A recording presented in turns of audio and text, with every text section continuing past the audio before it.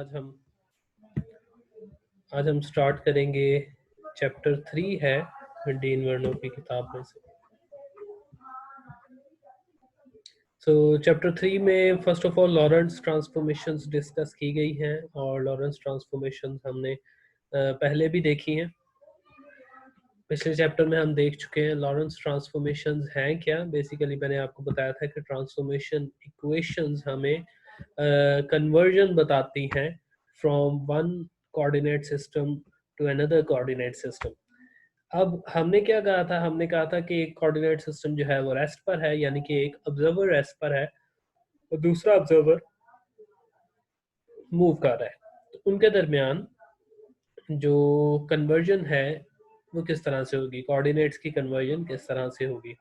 तो उसके लिए हमारे पास पहले गैलीलियन ट्रांसफॉर्मेशंस मौजूद थी, लेकिन हमने पढ़ा कि गैलीलियन ट्रांसफॉर्मेशन में क्या मसाइल थे, तो फिर उनको दूर करके हमने जो नई ट्रांसफॉर्मेशन इक्वेशंस बनाई वो कहलाती है लॉरेंस ट्रांसफॉर्मेशन इक्वेशन। अब हम इस बात से इत्तेफाक करते हैं कि लॉरेंस ट्रांसफॉर्मेशन इक्वेशंस ज़्यादा सही इक्वेशंस हैं। अगर मैं आपको दिखा सकूं, ये इक्वेशंस जो हैं इन्हें हम लॉरेंस ट्रांसफॉर्मेशन इक्वेशंस कहते हैं। ये जो इक्वेशंस है ये लॉरेंस ट्रांसफॉर्मेशन इक्वेशंस है, ठीक है। जहाँ पर टी प्राइम जो है वो बराबर होगा इस पूरे फैक्टर के T minus B X over C square divided by this whole factor 1 minus B square over C square, square root power 1/2 है, मतलब ये स्क्वायर रूट है, and this x prime is equal to x minus V T. अब ये देखें ऊपर वाली जो चीज है x माइनस वी टी की, यहां तक हमारे पास इसमें भी था, गैलीलियन ट्रांसफॉर्मेशन में भी था, ठीक है। फर्क जो आ रहा है वो कहां पर आ रहा है, वो इस नीचे वाली टर्म में आ रहा है। ये जो डिनोमिनेटर में टर्म है ये न्यू है, न्यूमिनेटर वाली टर्म तो गैलीलियन ट्रांसफॉर्मेशन में भी मौजूद थी। ये जो डिनोमिनेटर वाली टर्म है ये लॉरेंस ट्रांसफॉर्मेशन में डिफरेंट है फ्रॉम गैलीलियन ट्रांसफॉर्मेशंस, ठीक है। और यही जो टर्म है या ये जो फैक्टर है, ये पूरा फैक्टर, यही फर्क है, मेन फर्क है between Galilean transformation equations and Lorentz transformation equations. इस पूरे फैक्टर को हम एक खास फैक्टर के नाम से जानते हैं। स्पेशल रिलेटिविटी में इसका एक बड़ा खास रेपुटेशन है इसकी बड़ी। इसको नाम दिया जाता है लॉरेंस फैक्टर। जाहिर सी बात है लॉरेंस ट्रांसफॉर्मेशंस में ये फैक्टर अपीयर होता है, इस वजह से हम इसको लॉरेंस फैक्टर कहते हैं। या बहुत सारे जगहों पर इसको सिंपली गैमा फैक्टर भी कहा जाता है, क्योंकि इसको रिप्रेजेंट गैमा से किया जाता है, गैमा फैक्टर भी इसको कहा जाता है। अब ये इन्वर्नो की किताब में मुझे एतराज़ ये है कि इसने इस फैक्टर को बीटा से रिप्रेजेंट किया है, हालांकि जो कन्वेंशन यूज्ड है स्पेशल रिलेटिविटी की वर्ल्ड वाइड, उसमें बीटा फैक्टर एक और फैक्टर को नाम दिया जाता है और इस फैक्टर को गैमा फैक्टर नाम दिया जाता है। ये मुझे इससे थोड़ा सा इख्तलाफ है इस किताब से। ऐसा नहीं है कि इसने जो लिखा है वो गलत है, क्योंकि हमने एक फैक्टर को नाम देना है, वो नाम हम कोई भी दे सकते हैं, ठीक है। इस फैक्टर को हम कोई भी नाम दे सकते हैं, किसी भी वेरिएबल से रिप्रेजेंट कर सकते हैं, वो बेशक गैमा हो या बीटा हो या अल्फा हो। लेकिन एतराज़ मुझे ये है कि वर्ल्ड वाइड कन्वेंशन जो चलती है उसमें इस फैक्टर को गैमा फैक्टर नाम दिया जाता है, ठीक है। इन्वर्नो ने इस उस कन्वेंशन से हट के बीटा नाम दिया है। कोई ऐसा मसला नहीं है, इससे चीज़ गलत नहीं होती, सिर्फ कन्वेंशन से मुख्तलिफ चीज़ है, ठीक है। मैं जो अपनी सारी कैलकुलेशंस करता हूँ, मैं यहाँ पर बीटा की बजाय गैमा ही लिखता हूँ, इसको गैमा से ही रिप्रेजेंट करता हूँ, ठीक है। आप अपनी जब भी कैलकुलेशन करेंगे तब आप देख सकते हैं, इसको अगर आप बीटा लिखना चाहें बीटा लिख दें, गैमा लिखना चाहें गैमा लिख दें।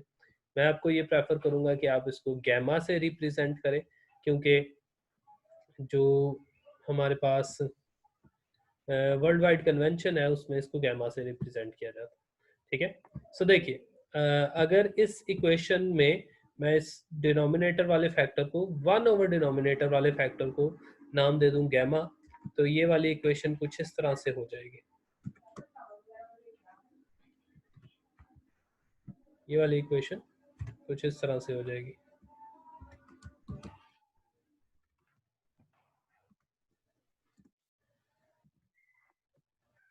This one,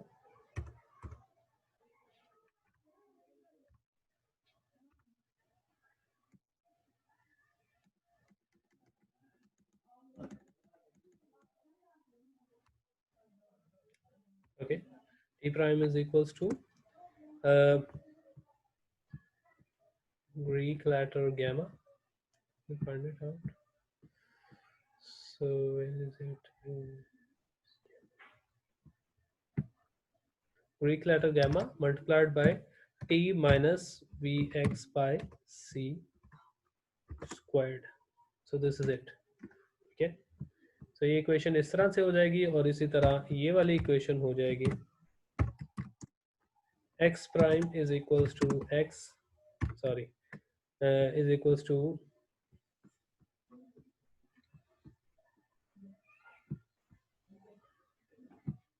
gamma into x minus vt. So here it is. Okay. और y और z पर कोई फर्क नहीं पड़ेगा क्योंकि उस डायरेक्शन में कोई मोशन नहीं हो रही और हमें पता है कि हम along the direction of motion effects observe करते हैं। सो ये हमारे पास लॉरेंस ट्रांसफॉर्मेशन इक्वेशंस हैं 1, 2, 3 and 4।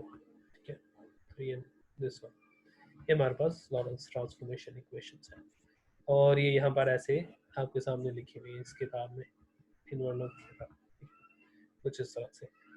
सिर्फ मैंने वहाँ पे इसलिए लिख दिया है क्योंकि मैं गैमा लिखना पसंद करता हूँ, उसने अगर बीटा लिखा भी है तो दैट इज ओके। चलिए, कुछ प्रॉपर्टीज हैं लॉरेंस ट्रांसफॉर्मेशंस की, लेकिन उन पर हम बाद में बात करेंगे। मुझे अभी जो इम्पोर्टेंट बात डिस्कस करनी है that is this, length contraction. Length contraction was one of the outcomes of special relativity. हालांकि लेंथ कॉन्ट्रैक्शन पहले ही प्रिडिक्ट की गई थी, लॉरेंट्स ने ही प्रिडिक्ट की थी, लॉरेंट्स एंड फिट्जकार्ल, ये दो साइंसदान थे जिनके नाम से लेंथ कॉन्ट्रैक्शन को मंसूब किया जाता है क्योंकि उन्होंने पहले इस बात को प्रपोज किया था। जो बात स्पेशल रिलेटिविटी में क्या कह सकते हैं कि ठोस थी या ज़्यादा बेहतर थी, या आइंस्टाइन में जो बात फ़र्क थी लॉरेंस या फिट्जकार्ल से, वो ये थी कि आइंस्टाइन का बिगर बिलीफ था।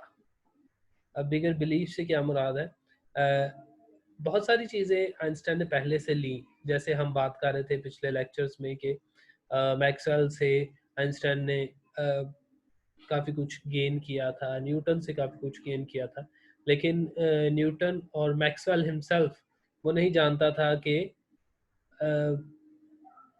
उसकी थ्योरी न्यूटन की थ्योरी को इतना चैलेंज दे सकती है। आइंस्टाइन ने वो बात देखी। इसी तरह जब लॉरेंस फिट्जकार्ल ने लेंथ कॉन्ट्रैक्शन प्रपोज की थी तो वो उसको एक ज़्यादा मैथमेटिकल, क्या कह सकते हैं, मैनिपुलेशन के तौर पर अडॉप्ट करते थे रादर देन फिजिकल हैपनिंग, या वो इसको इस तरह से समझते थे कि ये मे बी एक ऑब्जर्वेटरी इफेक्ट है, मतलब हमें लगेगा कि ऐसा होता है। आइंस्टाइन का मानना ये था कि relativity is not just observatory effect, it is the actual physical happening. मतलब अगर मेरे पास कोई इफेक्ट आ रहा है तो इसका मतलब ये नहीं कि मुझे ऐसा लग रहा है, इसका मतलब ये है कि वो चीज वाकईतन वैसे हो रही है। अब इस बात का मतलब क्या है, इस बात का मतलब समझने के लिए हम इस लेंथ कॉन्ट्रैक्शन को समझते हैं। तो हमने दो ऑब्जर्वर्स यहाँ पे बना ली, एस एंड एस प्राइम, जो हम पहले से बनाते चले आए हैं। एस जो है वो रेस्ट पर है, S prime with velocity v move कर रहा है towards the right hand side, और एस प्राइम के अंदर एक रॉड पड़ा हुआ है ये, ठीक है। और रॉड की जो स्टार्टिंग एज है वो एक्स ए प्राइम पर है और जो एंडिंग एज है वो एक्स बी प्राइम पर है। सो रॉड की length according to S prime होगी, अकॉर्डिंग टू एक्स प्राइम जो उसकी होगी उसको हम कह देते हैं एल नॉट। ठीक है, एल नॉट क्यों हम इसको कह लेते हैं, रिलेटिविटी में जब हम नॉट लगाते हैं उसका मतलब होता है एक्चुअल लेंथ, या फिर इसको हम कहते हैं प्रॉपर लेंथ। ठीक है, so L not is proper length.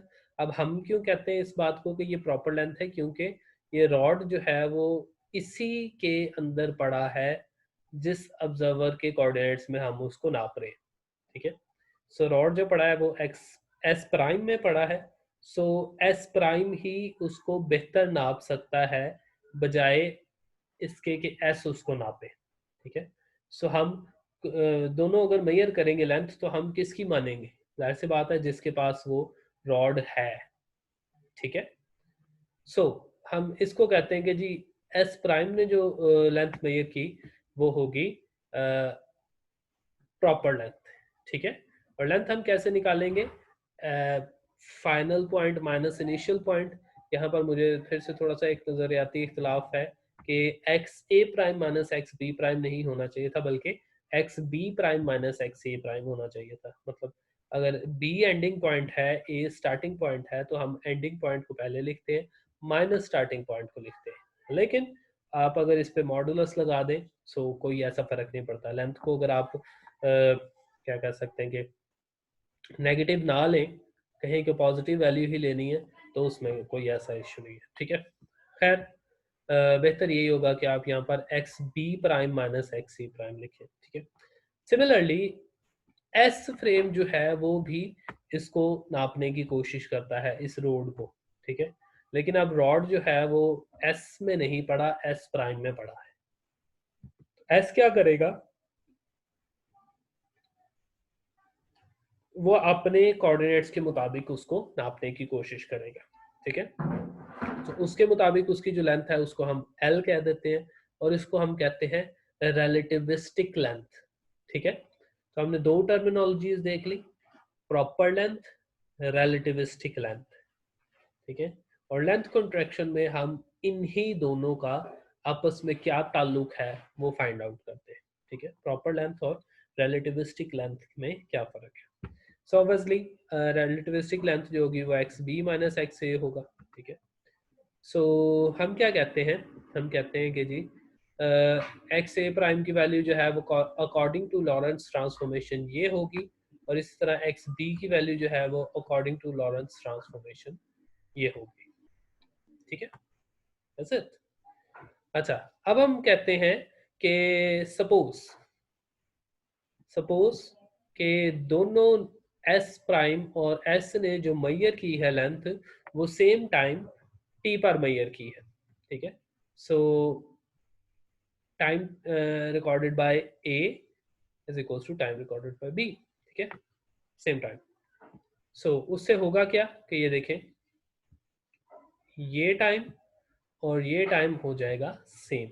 ठीक है, तो आप क्या करें, एक्स बी प्राइम की वैल्यू उठाएं, एक्स ए प्राइम की वैल्यू उठाएं, और इस इक्वेशन में पुट करें, जैसा कि मैंने बताया कि एक्स बी प्राइम पहले आना है, एक्स ए प्राइम बाद में आना है, दोनों को सब्ट्रैक्ट करें तो वी टी वाली टर्म तो वैसे ही कैंसिल आउट हो जाएगी। ठीक है, और बाकी क्या बचेगा, बाकी आप यहाँ पर सिंपली देख सकते हैं, बल्कि लिख के देखने की भी ज़रूरत नहीं है। चले मैं लिख देता हूँ, कोई ऐसा इशू नहीं है। ओके, मैं नेक्स्ट पेज पर आ जाता हूँ। ओके, हमने कहा था कि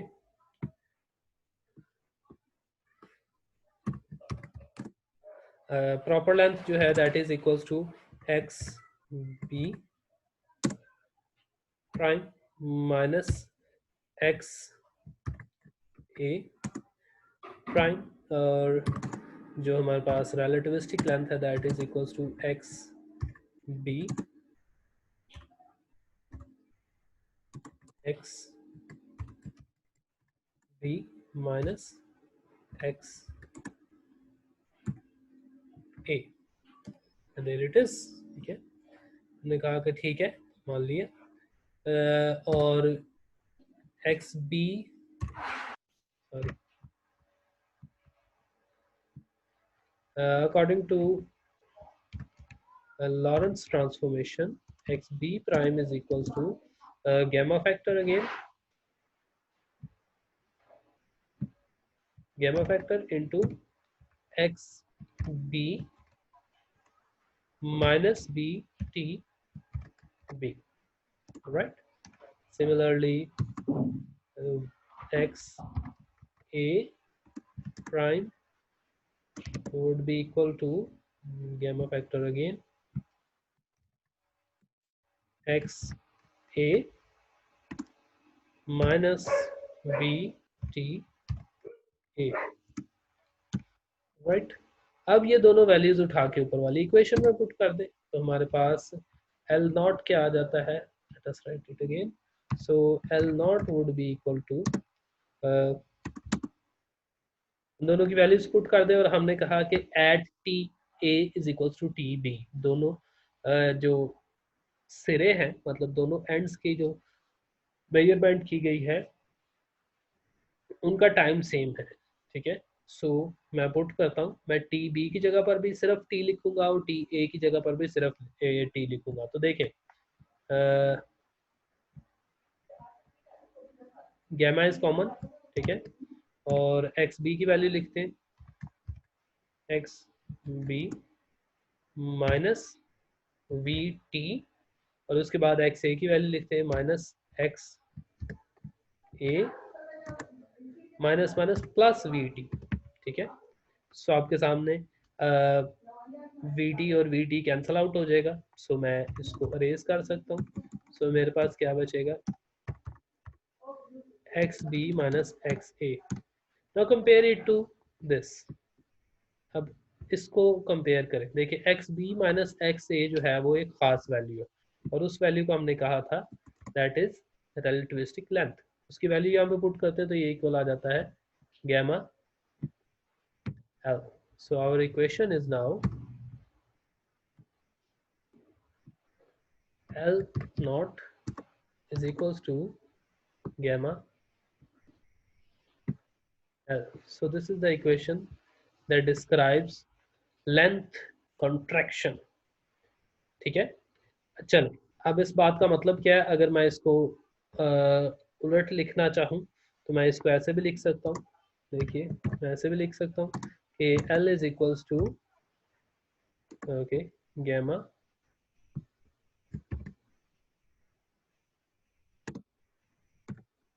minus 1 multiplied by L naught, ठीक है।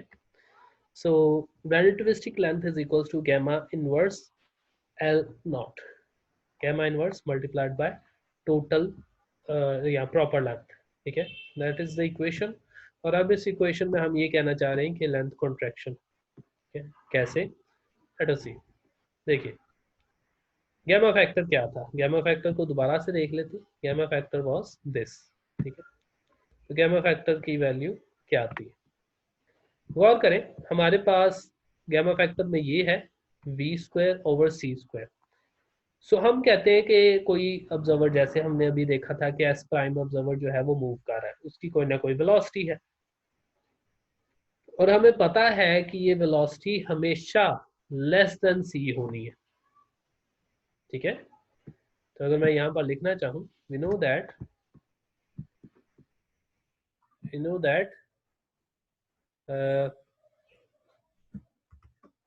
वी मैग्नीट्यूड की बात कर रहा हूँ, is very very less than magnitude of C, ठीक है। वेलोसिटी जो है किसी भी चीज के मूव करने की वो लाइट की वेलोसिटी से या लाइट की स्पीड से बहुत कम होती है, ठीक है। अगर मैं इस इनइक्वालिटी को दोनों तरफ c के मैग्नीट्यूड से डिवाइड कर दूं, आई मीन टू से लाइक दिस, तो देखिए लेफ्ट हैंड साइड पर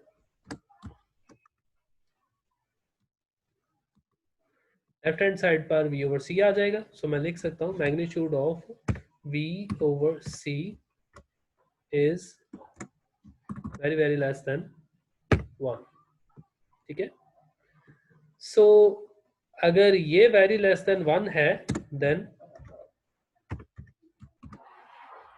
we know that magnitude of v squared divided by c squared is even further smaller. अब इस बात का आप लोगों को तो मैं एक्सपेक्ट करता हूँ कि ये इल्म होगा, या वैसे भी निकाल सकते हैं। कोई नंबर है जो कि 1 से बहुत छोटा है, इसका मतलब है वो 0 पॉइंट समथिंग होगा। अब 0 पॉइंट समथिंग वाले नंबर का जब आप स्क्वायर लेंगे तो उसका डेसिमल पॉइंट फर्दर पीछे चला जाता है।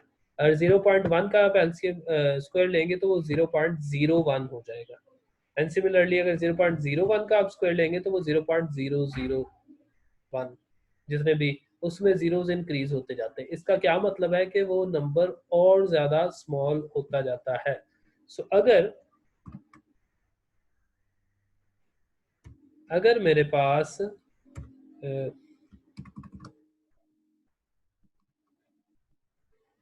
v ओवर सी 1 से बहुत छोटा है तो इसका स्क्वायर फर्दर छोटा हो जाएगा, ठीक है। सो ये जो फैक्टर है that is very small compare to 1, ठीक है। सो 1 में से जब हम माइनस करेंगे ये, तो ये हमारे पास आ जाएगा कोई अगेन कोई क्या कह सकते हैं 0.999 समथिंग, ठीक है। और उसका जब हम स्क्वायर रूट लेंगे अगेन 0.99, ठीक है। अब जब हम 1 को डिवाइड करते हैं 1 से किसी भी बड़े नंबर पर, तो जो एंड रिजल्ट है वो 1 से छोटा हो जाता है। और अगर हम इसको डिवाइड करते हैं 1 से छोटे नंबर पर, मतलब अगर 1 को आप डिवाइड करके देखें 0.5 पर तो आंसर आता है 2। 1 को अगर आप डिवाइड करके देखें वैसे 5 पर तो वो आता है 0.2, ठीक है। सो अगर जो डिनोमिनेटर है 1 के नीचे वो 1 से बड़ा हो तो इसका मतलब है कि आंसर जो है दोनों चीज़ों को डिवाइड करके वो आ जाएगा लेस देन 1। और अगर डिनोमिनेटर जो है वो 1 से छोटा हो, मतलब 0 पॉइंट समथिंग हो, तो आंसर आएगा ग्रेटर देन 1, ठीक है। सो हम यहाँ पर लिख सकते हैं कि this gamma factor is always greater than 1, ठीक है। Gamma factor is always greater than 1 for finite velocities, मतलब जितने भी पार्टिकल्स हैं जिनकी velocity less than the speed of light है उनके लिए गामा फैक्टर हमेशा 1 से ज्यादा आएगा। so, अगर 1 से ज्यादा आएगा तो इसका मतलब है गामा इनवर्स जो है वो 1 से छोटा आ जाएगा, ठीक है। 1 से छोटा आ जाएगा और उसको जब हम एल नॉट के साथ मल्टीप्लाई करेंगे तो then it will reduce the length, ठीक है। सो हम क्या कहते हैं, gamma factor is less than 1, ठीक है। और इस इक्वेशन को मैं कुछ ऐसे लिख के दिखाता हूँ, देखिए। ओके, मैं कहता हूँ इस इक्वेशन को लिखता हूँ L बाय L नॉट, ठीक है, is equal to gamma inverse, okay, this one, that's it, ठीक है। और मैंने कहा था कि गामा इनवर्स जो है वो लेस देन 1 होगा, ठीक है। सो यहाँ पे मैं कह देता हूँ gamma inverse is less than 1। So transitive property कहती है कि अगर गामा इनवर्स लेस देन 1 है और वो इक्वल है एल ओवर एल नॉट के, तो फिर L by L not must also be less than 1, ठीक है। ट्रांजिटिव प्रॉपर्टी, अगर ए बराबर है बी के और बी छोटा है सी से तो ए भी सी से छोटा होगा, ठीक है। ये देखें, ये दोनों फैक्टर्स बराबर हैं और इनमें से एक फैक्टर जो कि गामा फैक्टर है वो उसकी वैल्यू 1 से कम है। तो ये दोनों फैक्टर्स बराबर तभी होंगे ना जब ये दूसरा वाला फैक्टर जो ये लिखा है एल ओवर एल नॉट, इसकी वैल्यू भी 1 से कम हो, ठीक है। So L over L not की वैल्यू भी 1 से कम है, ठीक है। अब इस इक्वेशन को आप दोनों तरफ एल नॉट से मल्टीप्लाई करते हैं, ठीक है। ये देखिए, दोनों तरफ एल नॉट से मल्टीप्लाई कर दें, ये देखिए। सो हमारे पास जो एंड रिजल्ट निकलेगा, आई थिंक आप लोग गेस कर चुके हैं। एंड रिजल्ट जो निकलेगा, sorry, that would say that L is less than L naught। तो देखिए यहाँ पर L नॉट और L नॉट कैंसिल आउट हो गए, यहाँ पर 1 multiply L not is L not, so L is less then L not. जिसका मतलब है that the relativistic length is less than the proper length। अब इस बात का मतलब क्या है? इस बात का मतलब क्या ये है कि एक रॉड जो है वो ट्रेवल कर रहा है विद सम वेलोसिटी, ठीक है। यहाँ पर देखें, रॉड एस प्राइम में था ना, और एस प्राइम ट्रेवल कर रहा था विद वेलोसिटी वी। हमने कहा था जो रॉड है वो एस प्राइम के अंदर है, इसका मतलब है कि अगर एस प्राइम मूव कर रहा है तो एल नॉट भी मूव कर रहा है, मतलब रॉड भी मूव कर रहा है। सो मूव करने वाली हर बॉडी की लेंथ कम हो जाएगी उसकी प्रॉपर लेंथ से। How do we see that? Let me see. Okay, length contraction,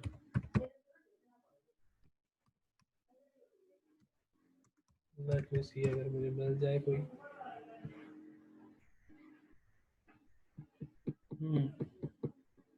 I could see any,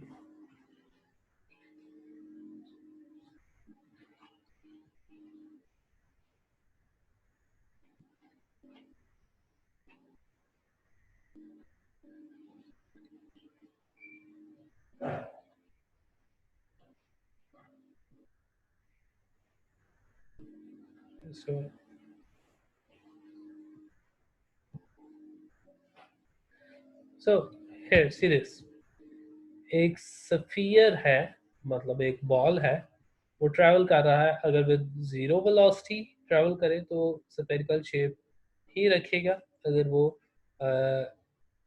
gamma की वैल्यू 2 हो जाए, मतलब v की velocity 0.866 times the velocity of light हो जाए, तो उसकी लेंथ जो है वो स्क्वीज हो जाएगी, और इसी तरह वो स्क्वीज होता चला जाएगा यहाँ तक कि अगर वो वेलोसिटी ऑफ लाइट पर पहुंच जाए तो क्या होगा, ये मैं आपके लिए एक असाइनमेंट छोड़ रहा हूँ। कैसे वो आप लोगों को पता चल जाना चाहिए अभी तक, लेकिन अगर फिर भी नहीं पता चला तो आप लोग नेक्स्ट लेक्चर में मुझसे पूछ सकते हैं कि मुझे कोई मिल जाए।